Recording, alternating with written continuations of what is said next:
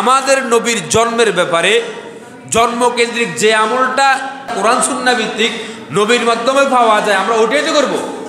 আসেন এবারে নবীর জন্মের ব্যাপারে নবী কি আমল করতেন। সহিহ মুসলিম শরীফে হযরত আবু কতাদা রাদিয়াল্লাহু আনহু থেকে হাদিসটি বর্ণিত।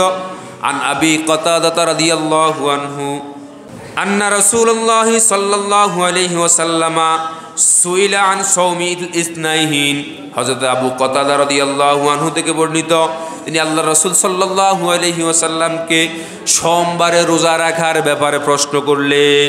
মানে সোমবার রোজা রাখা কি, নবী রোজা রাখতেন এই ব্যাপারে প্রশ্ন করলেন, সোমবার রোজা রাখা কি। ফাকালা ফীহি বুলিতু, তখন নবী সাল্লাল্লাহু আলাইহি ওয়াসাল্লাম বললেন, আমি ওই দিন জন্মগ্রহণ করেছি। নবী আলাইহিস সালাম জন্মগ্রহণ করেছেন কি বারে বলেন ভাই? সোমবারে। এই জন্য নবী ওই দিন রোজা রাখতেন। ওয়াফিহি উনসিলা আলাইয়া, আর ওই দিন আল্লাহর রাসূলের উপর কোরআন নাজিল করেছেন। নবী করিম সাল্লাল্লাহু আলাইহি ওয়াসাল্লাম নবীর জন্মকেন্দ্রিক আমলটা কি করতেন? রোজা রাখতেন। যেই দিন জন্মগ্রহণ করেছেন ওই দিন কি করতেন? রোজা রাখতেন। আল্লাহ রাসূল সাল্লাল্লাহু আলাইহি ওয়াসাল্লামের জন্মকেন্দ্রিক যদি আমরা কিছু করতেই আমাদের একেবারে মন চায়, তাইলে ওই দিন আমরা কি করবো বলেন ভাই? রোজা রাখবো। কি করবো বলেন ভাই? পারবেন তো ভাই? রোজা রাখার জন্য চেষ্টা করবেন, রোজা রাখবেন।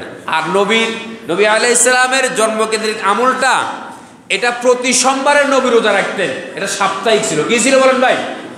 এটা কোনো বাৎসরিক আমল ছিল না। বাৎসরিক আমল বছরে একদিন 12 রবিউল আউয়াল বা বছরে একদিন 8 রবিউল আউয়াল না, প্রতি সপ্তাহে সোমবারে রোজা রাখতেন। প্রতি সপ্তাহে সোমবার রোজা রাখতেন। আমরা নবীর মুহাব্বত জহির করতে চাই, প্রকাশ করতে চাই, বা কিছু আমল করতে চাই নবীর জন্মকেন্দ্রিক, প্রতি সোমবারে ইনশাআল্লাহ রোজা রাখার জন্য চেষ্টা করবেন।